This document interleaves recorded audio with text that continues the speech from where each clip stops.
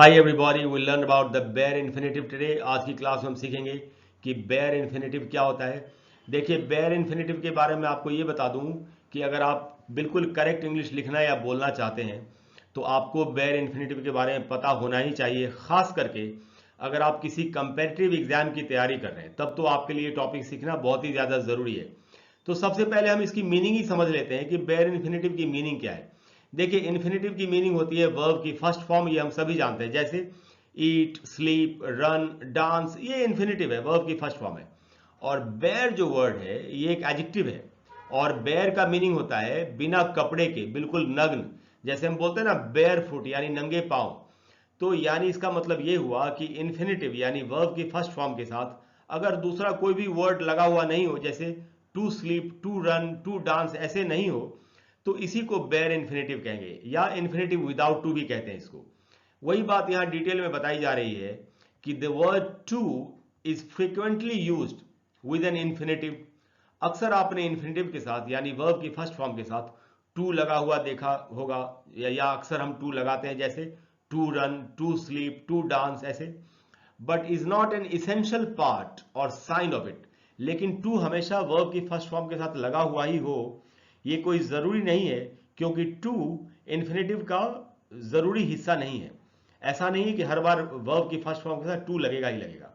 और फिर आगे बताया जा रहा है कि when an infinitive is used without the marker to, जब इन्फिनेटिव बिना टू के इस्तेमाल हुआ हो, it is called a bare infinitive. इसी को बेयर इन्फिनेटिव कहा जाता है, या इसी को इन्फिनेटिव विदाउट टू भी कहते हैं। अब हमको ये सीखना पड़ेगा कि ऐसी कौन सी सिचुएशंस हैं जहां पर हमको बेयर इन्फिनेटिव का इस्तेमाल करना चाहिए। तो हम इसके यूजेस सीखेंगे। तो आइए सीखते हैं यूजेस। और ये रहे दोस्तों यूजेस। तो यहां ये कहा जा रहा है कि the bare infinitive is used without to after certain verbs. कुछ खास वर्ब्स के बाद हमको बेयर इन्फिनेटिव का इस्तेमाल करना चाहिए। वो कौन से वर्ब्स हैं? तो verbs like bid, let, make, see, hear, need and dare. इनके बाद, बिड के बाद, लेट के बाद, मेक के बाद, सी के बाद, हियर के बाद, नीड के बाद, डेयर के बाद हमको बेयर इन्फिनेटिव का इस्तेमाल करना चाहिए, यानी वर्ब की फर्स्ट फॉर्म बिना टू के इस्तेमाल करनी चाहिए, ऐसा कहा जा रहा है। इसमें सिर्फ एक ये बात सीखने वाली है कि नीड एंड डेयर जो है, ये जब सेमी मॉडल वर्ब्स की तरह इस्तेमाल होंगे, जो ब्रैकेट में लिखा गया कि when need and dare are used as semi modal verbs, तब हमको इनके बाद बेयर इन्फिनेटिव का इस्तेमाल करना है।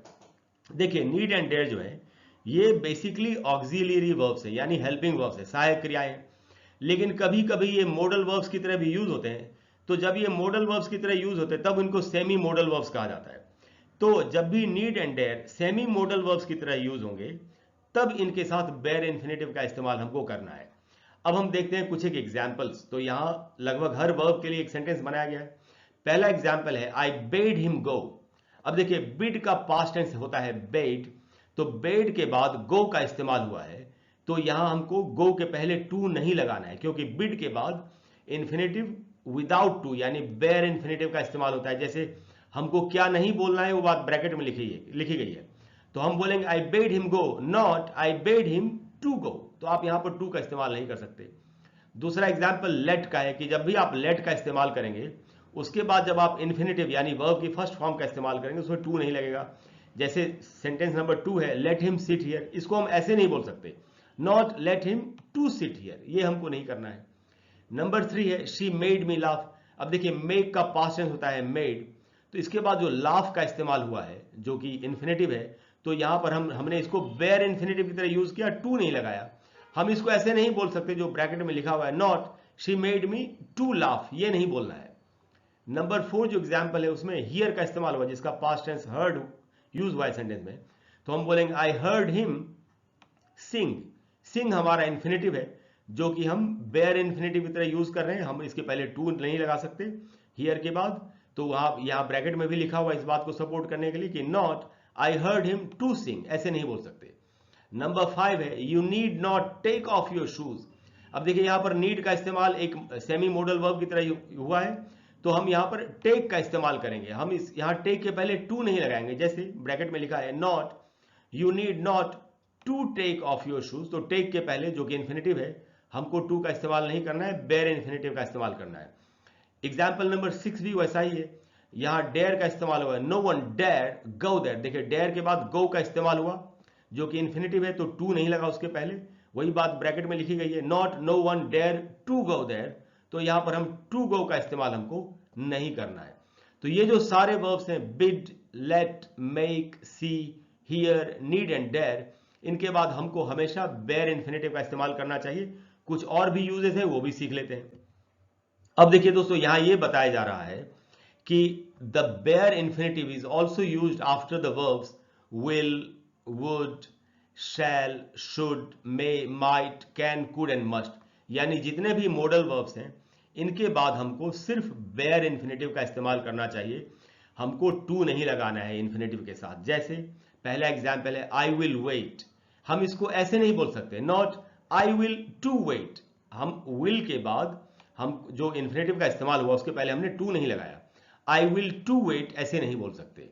दूसरा एग्जाम्पल है यू मस्ट, अब देखिए मस्ट के बाद ओबे का इस्तेमाल हुआ जो कि इन्फिनेटिव है, तो हम ऐसे नहीं बोल सकते you must to obey your parents. वही बात इधर लिखिए ब्रैकेट में कि not you must to obey your parents, तो मस्ट के बाद भी हम इन्फिनेटिव का इस्तेमाल करेंगे, बेयर इन्फिनेटिव का।